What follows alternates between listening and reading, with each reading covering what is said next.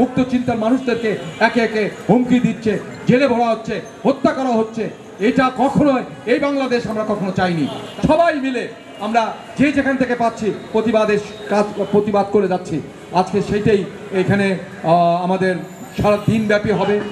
লালন বলে মানুষ আকার ভোজলে পাবি, লালন বলে মানুষ আকার ভোজলে পাবি, আলুর ভোজলে সোনার মানুষ হবি, আলুর ভোজলে সোনার মানুষ হবি।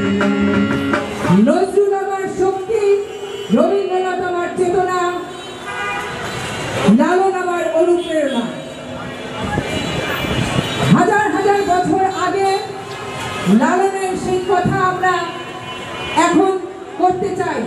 এমন মানব সমাজ কবে গো সেজন হবে, এমন মানব সমাজ কবে গো সেজন হবে।